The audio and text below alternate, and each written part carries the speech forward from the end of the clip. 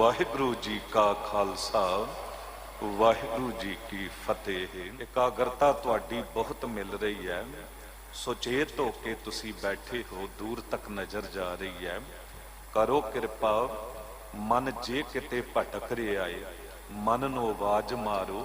मन परदेसी वे प्यारे, आओ घरे ते एक वारी गज के उचारण करो, सतनाम श्री वाहिगुरु।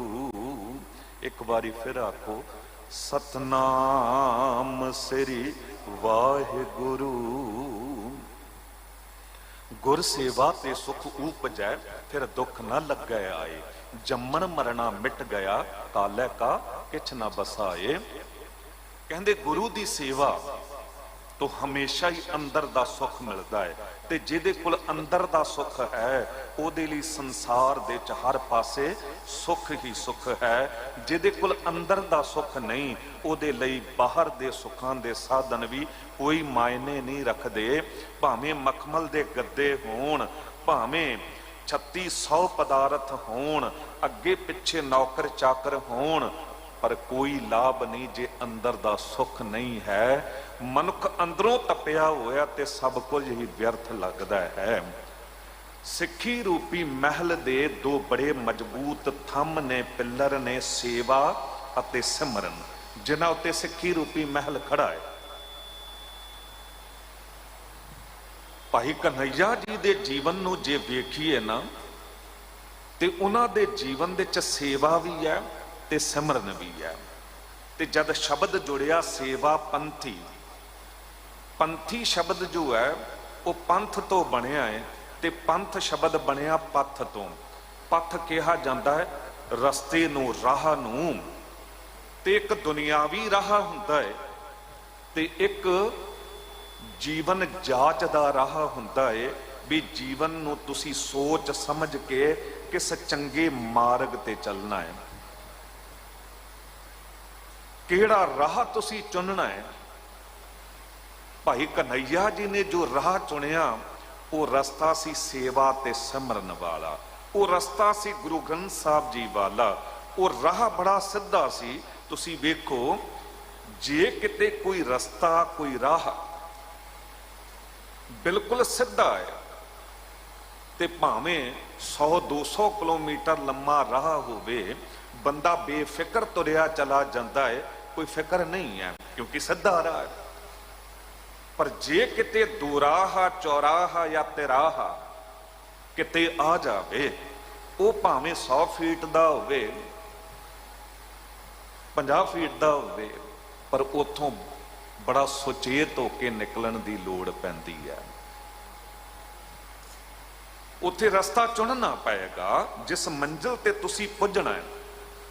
जे उथों तुसी कन्फ्यूज हो गए, रस्ता खुंझ गया, भावें वो है चौराहा छोटा जिहा, पर उत्थे तुहानू सुचेत होके रस्ते दी चोण करनी पएगी। जे गलत राह पै गए ते समा भी व्यर्थ जावेगा, हो सकदा है मंजिल ते मनुख ना पुज पावे ते खज्जल होना पवे। भाई कन्हैया जी ने सिद्धा राह चुनिया, गुरु ग्रंथ साहब जी वाला। सानू भुलेखे क्यों पै जांदे ने, जद गुरु ग्रंथ साहब जी वाला राह छड्ड के किते मड़ियां मसाणा, कबरां, मज़ारां या किते जादू टोने करन वाले तांत्रिक, उन्हां पासे मनुख भटकदा है ते गुरु ग्रंथ साहब जी नूं छड्ड दिंदा है। उदों फिर इहो जे मनुख दों वो सेवा वाला राह भी खुंझ जाता है, वो सिमरन वाला राह भी खुंझ जाता है, वो भुलेखे च पै जाता है। पर भाई कन्हैया जी ने गुरु ग्रंथ साहब जी तो वो राह चुनिया, वो नदर मिली भाई कन्हैया जी नूं कि हर एक विचों रब नूं वेखिया, हर एक विचों परमात्मा वाहिगुरु जी नूं वेखिया। भाई कन्हैया जी उस अवस्था ते पहुंच गए जो भाई साहब भाई नंदलाल साहब जी ने कहा ना, दिल अगर दाना बवद, अंदर किनारश यार हस्त, चश्म गर बीना बवद, हर तरफ दीदार हस्त। भाई साहब जी कहते, जे तेरे दिल विच तांग है उस प्यारे नूं वेखण दी, परमात्मा वाहिगुरू नूं वेखण दी, ਤੇ ਸਜਣਾ ਉਹਨੂੰ ਤੇ ਤੂੰ ਆਪਣੇ ਅੰਦਰੋਂ ਹੀ ਵੇਖ ਸਕਦਾ ਹੈ। ਜੇ ਤੇਰੇ ਕੋਲ ਅੱਖ ਹੋਵੇ ਵੇਖਣ ਵਾਲੀ, ਤੂੰ ਹਰ ਪਾਸੇ ਉਹਦੇ ਦੀਦਾਰ ਕਰ ਸਕਦਾ ਹੈ, ਹਰ ਇੱਕ ਵਿੱਚੋਂ ਉਹਨੂੰ ਵੇਖ ਸਕਦਾ ਹੈ। ਅਫਸੋਸ ਜੇ ਅੱਜ ਮਨੁੱਖ ਆਪਣੇ ਮਾਂ-ਬਾਪ ਵਿੱਚੋਂ ਪਰਮਾਤਮਾ ਨੂੰ ਨਹੀਂ ਵੇਖਦਾ, ਗੁਆਂਢੀਆਂ ਵਿੱਚੋਂ, ਭੈਣ ਭਰਾਵਾਂ ਵਿੱਚੋਂ ਨਹੀਂ ਵੇਖਦਾ, ਤੇ ਬਾਹਰ ਕਿੱਥੇ ਜਾ ਕੇ ਵੇਖ ਲਏਗਾ। ਅੱਜ ਜੇ ਮਨੁੱਖ ਮਾਂ-ਬਾਪ ਵਿੱਚੋਂ ਪ੍ਰਮਾਤਮਾ ਨੂੰ ਵੇਖੇ, ਗੁਰੂ ਨੂੰ ਵੇਖੇ, ਤੇ ਫਿਰ ਮਾਂ-ਬਾਪ ਦੀ ਸੇਵਾ ਸਭ ਤੋਂ ਪਹਿਲਾਂ ਕਰੇਗਾ। ਤੇ ਜਦ ਘਰੋਂ ਸੇਵਾ ਆਰੰਭ ਹੋਵੇਗੀ, ਫਿਰ ਗੁਆਂਢੀਆਂ ਦੀ ਵੀ ਸੇਵਾ ਹੋਵੇਗੀ, ਫਿਰ ਹਰ ਪਾਸੇ ਉਹ ਦਾਇਰਾ ਵੱਧਦਾ ਚਲਾ ਜਾਵੇਗਾ। ਕਿਉਂਕਿ ਸਭ ਹੈ ਘਟ ਰਾਮ ਬੋਲੇ, ਰਾਮਾ ਬੋਲੇ, ਰਾਮ ਬਿਨਾ ਕੋ ਬੋਲੇ ਰੇ। ਸਭਨਾ ਦੇ ਤੇ ਵਾਹਿਗੁਰੂ ਹੈ। ਚਸ਼ਮ ਗਰ ਬੀਨਾ ਭਵਦ, ਹਰ ਤਰਫ ਦੀਦਾਰ ਹਸਤ। ਵੇਖਣ ਵਾਲੀ ਅੱਖ ਹੋਵੇ, ਹਰ ਪਾਸੇ ਉਹਦੇ ਦੀਦਾਰ ਹੋ ਸਕਦੇ ਨੇ। ਤੇ ਜੋ ਭਾਈ ਕਨਈਆ ਜੀ ਨੇ ਸੇਵਾ ਦਾ ਰਾਹ ਚੁਣਿਆ, ਤੇ ਸੇਵਾ ਪੰਥੀ ਸ਼ਬਦ ਜੁੜ ਗਿਆ ਵੀ ਸੇਵਾ ਦੇ ਰਾਹ ਉੱਤੇ ਤੁਰਨ ਵਾਲਾ ਰਾਹੀ ਪਾਂਧੀ। ਭਾਈ ਕਨਈਆ ਜੀ ਦੀ ਸੇਵਾ ਬੜੀ ਮਹਾਨ ਸੀ, ਤੇ ਸੇਵਾ ਇਹੋ ਜੀ ਸੀ ਕਿ ਹੈਰਾਨ ਹੋਈਦਾ ਹੈ। ਆਮ ਮਨੁੱਖ ਤਾਂ ਨਾ ਉਹਨਾਂ ਜਗਾਵਾਂ ਤੇ ਸੇਵਾ ਕਰਦਾ ਹੈ ਜਿੱਥੇ ਬੜੀ ਸੌਖੀ ਸੇਵਾ ਹੋ ਜਾਵੇ, ਪਰ ਕਿਸੇ ਜੰਗ ਦੇ ਮੈਦਾਨ 'ਚ ਜਾ ਕੇ, ਜਿੱਥੇ ਗੋਲੀਆਂ ਦੀ ਬਾਛੜ ਹੋ ਰਹੀ ਹੋਵੇ, ਜਿੱਥੇ ਤੀਰਾਂ ਦੀ ਮਾਰ ਪੈ ਰਹੀ ਹੋਵੇ, ਜਿੱਥੇ ਨੇਜੇ ਤੇ ਕਿਰਪਾਨਾਂ ਟਕਰਾ ਰਹੀਆਂ ਹੋਣ, ਤਲਵਾਰਾਂ ਤੇ ਤਲਵਾਰਾਂ ਵੱਜ ਰਹੀਆਂ ਹੋਣ, ਜਿੱਥੇ ਸਾਹਮਣੇ ਵੈਰੀ ਦਲ ਵੀ ਹੋਵੇ, ਤੇ ਉੱਥੇ ਜਾ ਕੇ ਆਪਣੀ ਜਾਨ ਤਲੀ ਤੇ ਧਰ ਕੇ ਤੇ ਉਹਨਾਂ ਘਾਇਲਾਂ ਦੀ ਸੇਵਾ ਕਰਨੀ, ਉਹਨਾਂ ਫਟਣਾ ਦੀ ਸੇਵਾ ਕਰਨੀ, ਇਹ ਹਿੱਸੇ ਆਇਆ ਭਾਈ ਕਨਈਆ ਜੀ ਦੇ। ਕਹਿੰਦੇ ਇੱਕ ਦਿਨ ਖਾਲਸੇ ਦੇ ਸਿਰਜਣਹਾਰ ਸਤਿਗੁਰੂ ਸਾਹਿਬ ਗੁਰੂ ਗੋਬਿੰਦ ਸਿੰਘ ਸਾਹਿਬ ਜੀ ਦੇ ਸਾਹਮਣੇ ਖਾਲਸਾ ਫੌਜ ਦੇ ਸੈਨਾਪਤੀ ਨੇ ਆਪਣੇ ਸ਼ਸਤਰ ਉਤਾਰ ਕੇ ਰੱਖ ਦਿੱਤੇ ਤੇ ਕਹਿ ਦਿੱਤਾ, ਸਤਿਗੁਰੂ ਅਸੀਂ ਕਿਸ ਤਰ੍ਹਾਂ ਜਿੱਤ ਸਕਦੇ ਹਾਂ ਜੇ ਸਾਡੇ ਅੰਦਰ ਹੀ ਗੱਦਾਰ ਮੌਜੂਦ ਨੇ। ਸਾਹਿਬ ਗੁਰੂ ਗੋਬਿੰਦ ਸਿੰਘ ਸਾਹਿਬ ਜੀ ਨੇ ਕਿਹਾ, ਹੋਸ਼ ਸੰਭਾਲ ਸਿੰਘਾ, ਤੂੰ ਕਿਸ ਨੂੰ ਗੱਦਾਰ ਕਹਿ ਰਿਹਾ ਹੈ? ਕਹਿਣ ਲੱਗੇ, ਸਤਿਗੁਰੂ ਮੈਂ ਆਪਣੀ ਅੱਖਾਂ ਨਾਲ ਵੇਖਿਆ ਭਾਈ ਕਨਈਆ ਜੀ ਨੂੰ। ਬਚਨ ਕੀਤਾ ਉਸ ਸੈਨਾਪਤੀ ਨੇ ਖਾਲਸਾ ਫੌਜ ਦੇ, ਕਹਿੰਦੇ ਮਾਰ ਸ਼ਸਤਰ ਖਾਲਸਾ, ਦੁਸ਼ਮਨ ਜੋ ਧਰ ਤੇ ਢਾਉਂਦਾ, 11 ਪਿਲਾ ਪਾਣੀ ਫਿਰ ਹੈ ਰਣ ਚ ਡਾਹੁੰਦਾ। ਮੈਂ ਤੇ ਆਪ ਵੇਖਿਆ ਅੱਖਾਂ ਨਾਲ ਭਾਈ ਸਾਹਿਬ ਜੀ ਨੂੰ ਵੀ ਅਸੀਂ ਬੜੇ ਯਤਨਾਂ ਦੇ ਨਾਲ ਵਾਰ ਕਰਕੇ, ਜਾਨਾਂ ਹੂਲ ਕੇ, ਜਦ ਸਾਹਮਣੇ ਉਹਨਾਂ ਮੁਗਲਾਂ ਨੂੰ ਧਰਤੀ ਤੇ ਸੁੱਟਦੇ ਆ ਘਾਇਲ ਕਰਕੇ, ਤੇ ਭਾਈ ਕਨਈਆ ਜੀ ਉਦੋਂ ਹੀ ਉਹਨਾਂ ਦੇ ਮੂੰਹ 'ਚ ਪਾਣੀ ਪਾ ਕੇ ਤੇ ਉਹਨਾਂ ਨੂੰ ਤਰੋ ਤਾਜ਼ਾ ਕਰਕੇ ਖੜਾ ਕਰ ਦਿੰਦੇ ਨੇ। ਦਸ਼ਮੇਸ਼ ਪਿਤਾ ਮੁਸਕਰਾਏ, ਜਾਣਦੇ ਸਨ ਅਵਸਥਾ ਨੂੰ ਭਾਈ ਕਨਈਆ ਜੀ ਦੀ, ਪਰ ਜਥੇਦਾਰ ਨੂੰ ਸਮਝਾਉਣਾ ਸੀ ਤੇ ਇਸ਼ਾਰਾ ਕੀਤਾ ਸੇਵਾਦਾਰ ਨੂੰ ਕਿ ਭਾਈ ਸਾਹਿਬ ਜੀ ਨੂੰ ਬੁਲਾ ਕੇ ਲੈ ਆਓ। ਜਦ ਬੁਲਾ ਕੇ ਲੈ ਕੇ ਆਏ, ਸਤਿਗੁਰੂ ਜੀ ਦੇ ਸਾਹਮਣੇ ਆਏ ਭਾਈ ਸਾਹਿਬ, ਭਾਈ ਕਨਈਆ ਜੀ, ਸਤਿਗੁਰੂ ਜੀ ਨੇ ਕਿਹਾ ਕਿ ਭਾਈ ਸਾਹਿਬ ਜਥੇਦਾਰ ਤੁਹਾਡੀ ਸ਼ਿਕਾਇਤ ਕਰਦਾ ਕਿ ਤੁਸੀਂ 11 ਨੂੰ ਪਾਣੀ ਪਿਲਾਉਂਦੇ ਹੋ। ਹੱਥ ਜੁੜ ਗਏ, ਪ੍ਰੇਮ ਵਿੱਚ ਭਿੱਜ ਕੇ ਤੇ ਸਤਿਗੁਰੂ ਜੀ ਨੂੰ ਕਹਿ ਦਿੱਤਾ, ਮੇਰੇ ਸਾਹਿਬ ਮੈਂ ਪਿਲਾਵਾਂ ਗੈਰ ਨੂੰ ਪਾਣੀ, ਹੈ ਭੁੱਲਾ ਜਿਸ ਇਹ ਕਿਹਾ, ਕਿਉਂ ਨਾ ਮੈਂ ਹਰ ਮੁਖ ਚੋਂ ਆਵਾਂ ਤੂੰ ਹੀ ਤੂੰ ਜਦ ਦਿਸ ਰਿਹਾ, ਕਿਉਂ ਨਾ ਹਰ ਮੁਖ ਚੋਂ ਆਵਾਂ ਤੂੰ ਹੀ ਤੂੰ ਜਦ ਦਿਸ ਰਿਹਾ। ਜਿਹਨੇ ਇਹ ਗੱਲ ਕਹੀ ਕਿ ਮੈਂ ਕਿਸੇ ਗੈਰ ਨੂੰ ਪਾਣੀ ਪਿਲਾਉਂਦਾ, ਉਹ ਤੇ ਭੁੱਲਾ ਹੈ। ਮੈਨੂੰ ਤੇ ਹਰ ਇੱਕ ਵਿੱਚੋਂ ਤੁਸੀਂ ਨਜ਼ਰ ਆਉਂਦੇ ਹੋ, ਤੁਸੀਂ ਉਹ ਨਜ਼ਰ ਦਿੱਤੀ ਹੈ ਕਿ ਹਰ ਇੱਕ ਵਿੱਚੋਂ ਪ੍ਰਮਾਤਮਾ ਵਾਹਿਗੁਰੂ ਨਜ਼ਰ ਆਉਂਦਾ ਹੈ। ਪੱਥਰ ਤੇ ਪਰਬਤ ਸੋਹਣੇ, ਨਦੀਆਂ ਜੋ ਨਿਰਮਲ ਨੀਰ ਹੈ, ਮੈਂ ਨੀਝ ਲਾ ਕੇ ਦੇਖਿਆ ਹਰ ਥਾਂ ਤੇਰੀ ਤਸਵੀਰ ਹੈ, ਮੈਂ ਨੀਝ ਲਾ ਕੇ ਦੇਖਿਆ ਹਰ ਥਾਂ ਤੇਰੀ ਤਸਵੀਰ ਹੈ। ਮੈਨੂੰ ਤੇ ਤੁਹਾਡੇ ਤੋਂ ਇਲਾਵਾ ਕੋਈ ਨਜ਼ਰ ਹੀ ਨਹੀਂ ਆਉਂਦਾ। ਸਤਿਗੁਰੂ ਸਾਹਿਬ ਗੁਰੂ ਗੋਬਿੰਦ ਸਿੰਘ ਸਾਹਿਬ ਜੀ ਮੁਸਕਰਾਏ ਤੇ ਘੁੱਟ ਛਾਤੀ ਨਾਲ ਲਾ ਕੇ ਕਹਿ ਦਿੱਤਾ, ਭਾਈ ਸਾਹਿਬ ਅੱਜ ਤੋਂ ਤੁਸੀਂ ਪਾਣੀ ਹੀ ਨਹੀਂ ਪਿਲਾਉਣਾ ਹੈ, बल्कि मलहम पट्टी दी भी सेवावां करनियां ने। ਇਹ ਕਿਹਾ ਜਾਂਦਾ ਹੈ, ਕਹਿੰਦੇ ਭਾਈ ਕਨਈਆ ਜੀ ਤੋਂ ਹੀ ਰੈੱਡ ਕਰਾਸ ਉਸ ਸੰਸਥਾ ਦੀ ਵੀ ਸ਼ੁਰੂਆਤ ਹੋਈ ਜੋ ਅੱਜ ਪੂਰੇ ਵਰਲਡ ਦੇ ਵਿੱਚ ਸੇਵਾਵਾਂ ਕਰਦਾ। ਪ੍ਰੇਰਣਾ ਜੋ ਹੈ ਉਹ ਭਾਈ ਕਨਈਆ ਜੀ ਹੀ ਸੀ। ਲਗਭਗ ਸਨ 2000 ਦੀ ਗੱਲ ਹੈ। 10 ਅਮਰੀਕਾ ਰਿਚਮੰਡ ਹਿਲ ਗੁਰਦੁਆਰੇ ਕਥਾ ਦੀਆਂ ਸੇਵਾਵਾਂ ਚੱਲ ਰਹੀਆਂ ਸਨ। ਉੱਥੇ ਗੁਰਦੁਆਰਾ ਸਾਹਿਬ ਨੂੰ ਅੱਗ ਲੱਗ ਗਈ ਤੇ ਉਦੋਂ ਬੜੇ ਮੁਸ਼ਕਲ ਦੇ ਨਾਲ ਹੀ ਜਾਨਾਂ ਬਚੀਆਂ ਸਨ।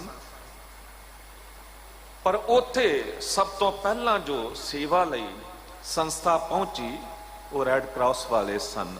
ਉਹਨਾਂ ਨੇ ਆ ਕੇ ਬੜੀਆਂ ਸੇਵਾਵਾਂ ਨਿਭਾਈਆਂ।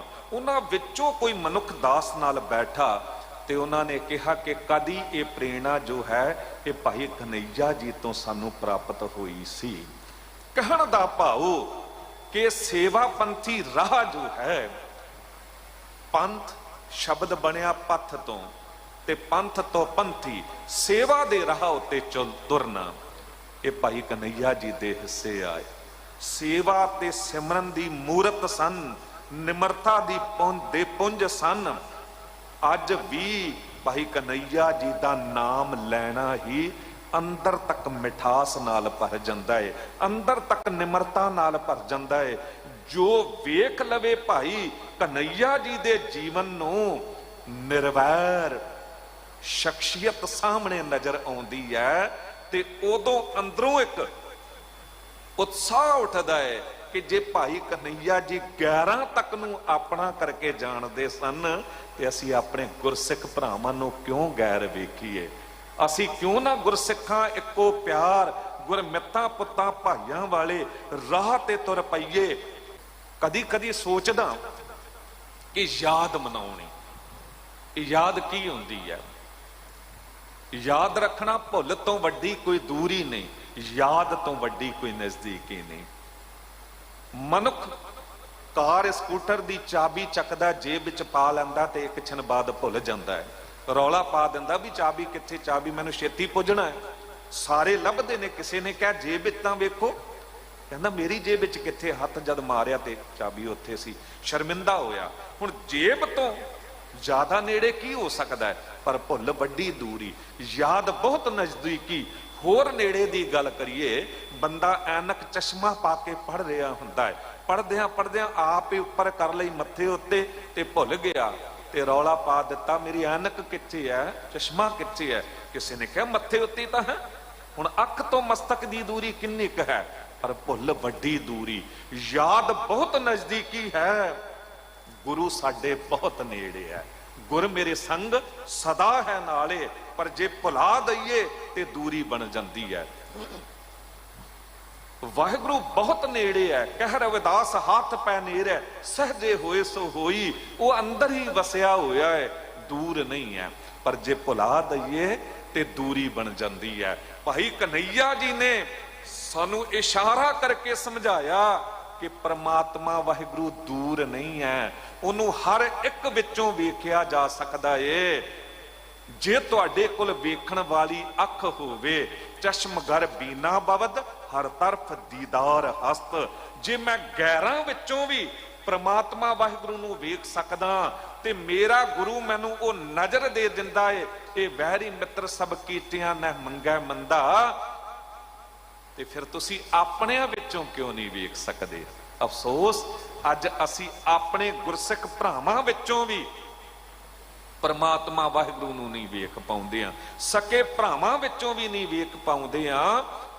ਇਹ ਭਾਈ ਕਨਈਆ ਜੀ ਦੇ ਜੋ ਕਰਮ ਇਤਨੇ ਚੰਗੇ ਹੋ ਗਏ, ਹੱਥ ਪੈਰ ਚੰਗਾ ਕਰਨ ਲੱਗ ਗਏ, ਪੈਰ ਉਧਰ ਤੁਰਦੇ ਨੇ ਜਿੱਧਰ ਸੇਵਾ ਹੀ ਸੇਵਾ ਹੈ। ਕੇਵਲ ਹੱਥ ਉਹ ਕਰਦੇ ਨੇ ਜੋ ਕੇਵਲ ਸੇਵਾ ਹੀ ਸੇਵਾ ਹੈ। ਸਤਿਗੁਰ ਕੀ ਸੇਵਾ ਸਫਲ ਹੈ ਜੇ ਕੋ ਕਰੇ ਚਿਤ ਲਾਏ। ਕਿਤੇ ਨਾ ਕਿਤੇ ਭਗਤ ਪੂਰਨ ਸਿੰਘ ਜੀ ਵਰਗੀਆਂ ਸ਼ਖਸੀਅਤਾਂ, ਹੋਰ ਮਹਾਨ ਸੇਵਾਵਾਂ ਕਰਨ ਵਾਲੀਆਂ ਮਹਾਨ ਸ਼ਖਸੀਅਤਾਂ, ਪ੍ਰੇਰਣਾ ਸਰੋਤ ਭਾਈ ਕਨਈਆ ਜੀ ਬਣੇ। ਭਾਈ ਕਨਈਆ ਜੀ ਨੇ ਪ੍ਰੇਰਣਾ ਲਈ ਗੁਰੂਆਂ ਤੋਂ। ਗੁਰੂ ਤੇਗ ਬਹਾਦਰ ਸਾਹਿਬ ਸਤਿਗੁਰੂ ਜੀ ਨੇ ਸੇਵਾ ਲਈ ਹੀ ਆਪਣਾ ਤਨ ਲਾ ਦਿੱਤਾ, ਆਪਣਾ ਸੀਸ ਲਾ ਦਿੱਤਾ, ਮਨੁੱਖਤਾ ਦੀ ਸੇਵਾ ਲਈ, ਇਨਸਾਨੀਅਤ ਦੀ ਸੇਵਾ ਲਈ, ਹਿੰਦੂ ਧਰਮ ਦੀ ਰੱਖਿਆ ਲਈ। ਤੇ ਦੇਖੋ ਭਾਈ ਕਨ੍ਹਈਆ ਜੀ ਦਾ ਜੀਵਨ ਕਿਸ ਤਰ੍ਹਾਂ ਪ੍ਰੇਰਣਾ ਦਿੰਦਾ ਹੈ। 14 ਤੋਂ ਵੱਧ ਜੰਗਾਂ ਲੜੀਆਂ ਗੁਰੂ ਗੋਬਿੰਦ ਸਿੰਘ ਸਾਹਿਬ ਸਤਿਗੁਰੂ ਜੀ ਨੇ। ਹਿੰਦੂ ਭਰਾਵਾਂ ਨੇ ਇਤਿਹਾਸ ਲਿਖਿਆ, ਅੰਗਰੇਜ਼ਾਂ ਨੇ ਲਿਖਿਆ, ਮੁਸਲਮਾਨਾਂ ਨੇ ਲਿਖਿਆ ਤੇ ਸਿੱਖਾਂ ਨੇ ਵੀ ਲਿਖਿਆ। ਪਰ ਜਿਨ੍ਹਾਂ ਵੈਰੀਆਂ ਨੇ ਵੀ ਦੁਸ਼ਮਣ ਬਣ ਕੇ ਇਤਿਹਾਸ ਲਿਖਿਆ, ਉਹ ਵੀ ਕਿਤੇ ਇਹ ਨਹੀਂ ਲਿਖ ਸਕੇ ਕਿ ਗੁਰੂ ਗੋਬਿੰਦ ਸਿੰਘ ਸਾਹਿਬ ਸਤਿਗੁਰੂ ਜੀ ਦੇ ਸਿੰਘਾਂ ਨੇ ਕਿਸੇ ਜੰਗ ਦੇ ਵਿੱਚ ਕਿਸੇ ਦੀ ਬਹੂ ਬੇਟੀ ਦੀ ਇੱਜ਼ਤ ਉੱਤੇ ਹੱਥ ਪਾਇਆ ਹੋਵੇ, ਜਾਂ ਕੋਈ ਪਿੱਠ ਵਿਖਾ ਕੇ ਦੌੜ ਰਿਹਾ ਹੋਵੇ, ਪਿੱਠ ਤੇ ਵਾਰ ਕੀਤਾ ਹੋਵੇ। ਨਹੀਂ, ਜਿਹੜਾ ਸਗੋਂ ਥੱਲੇ ਡਿੱਗ ਪਿਆ ਨਾ, ਸਿੰਘਾਂ ਦੀ ਵਡਿਆਈ ਦੇਖੋ। ਭਾਈ ਕਨ੍ਹਈਆ ਜੀ ਨੂੰ ਵੇਖਦੇ ਆ ਕਿ ਉਹਦੇ ਮੂੰਹ 'ਚ ਪਾਣੀ ਪਾਇਆ ਜਾ ਰਿਹਾ ਹੈ। ਉਸ ਨਿਹੱਥੇ ਨੂੰ ਵਾਰ ਨਹੀਂ ਕੀਤਾ ਜਾ ਰਿਹਾ, ਸਗੋਂ ਨੂੰ ਪਾਣੀ ਪਿਵਾ ਕੇ ਜਿਵਾਇਆ ਜਾ ਰਿਹਾ ਹੈ। ਇਹ ਉਦਾਹਰਣ ਸਿੱਖ ਪੰਥ ਵਿੱਚੋਂ ਹੀ ਮਿਲ ਸਕਦਾ ਹੈ, ਜੋ ਵੈਰੀ ਨੂੰ, ਦੁਸ਼ਮਣ ਨੂੰ ਵੀ ਗਲ ਨਾਲ ਲਾ ਲੈਂਦੇ ਨੇ, ਬਸ਼ਰਤੇ ਉਹ ਆਪਣੇ ਅੰਦਰ ਦਾ ਵੈਰ ਛੱਡ ਦਵੇ। ਯਾਦ ਰੱਖਣਾ, ਕਰਮ ਬੀਜ ਹੈ ਤੇ ਨੀਅਤ ਜ਼ਮੀਨ ਹੈ।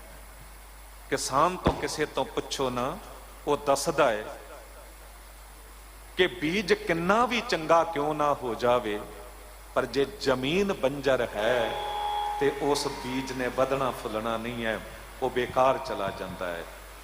ਪਰ ਜੇ ਜ਼ਮੀਨ ਚੰਗੀ ਹੈ ਤੇ ਬੀਜ ਭਾਵੇਂ ਥੋੜਾ ਹੌਲਾ ਵੀ ਹੈ, ਉਹ ਵੀ ਪੁੰਗਰ ਪੈਂਦਾ ਹੈ।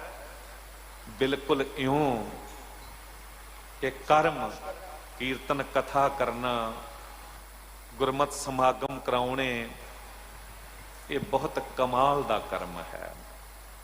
ਤੇ ਜਦ ਅਸੀਂ ਨੀਅਤ ਚੰਗੀ ਲੈ ਕੇ ਚੱਲਦੇ ਹਾਂ ਤੇ ਫਿਰ ਇਹ ਕਰਮ ਬਹੁਤ ਵੱਧਦਾ ਫੁੱਲਦਾ ਹੈ। ਭਾਈ ਕਨ੍ਹਈਆ ਜੀ ਦੀ ਨੀਅਤ ਰੂਪੀ ਜ਼ਮੀਨ ਬਹੁਤ ਚੰਗੀ ਸੀ, ਤੇ ਫਿਰ ਸੇਵਾ ਰੂਪੀ ਕਰਮ ਉਹ ਗੁਰੂ ਗੋਬਿੰਦ ਸਿੰਘ ਸਾਹਿਬ ਸਤਿਗੁਰੂ ਜੀ ਨੂੰ ਵੀ ਪਾ ਗਿਆ। ਤੇ ਫਿਰ ਉਹ ਪਾਇਆ ਬੀਜ ਇਤਨਾ ਵਧਿਆ ਕਿ ਹਰ ਪਾਸੇ ਸੇਵਾ ਪੰਥੀ ਮਹਾਂਪੁਰਖ ਸੇਵਾਵਾਂ ਨਿਭਾ ਰਹੇ ਨੇ। ਸੋ ਸਭ ਲਈ ਸਾਂਝੇ ਤੌਰ ਤੇ ਅਰਦਾਸ ਹੈ, ਤੇਗ ਬਹਾਦਰ ਸਿਮਰੈ ਹਰ ਨੌ ਨਿਧ ਆਵੈ ਧਾਏ, ਸਭ ਥਾਈ ਹੋਏ ਸਹਾਏ, ਬੁਲਾਓ ਫਤਿਹ। ਵਾਹਿਗੁਰੂ ਜੀ ਕਾ ਖਾਲਸਾ, ਵਾਹਿਗੁਰੂ ਜੀ ਕੀ ਫਤਿਹ।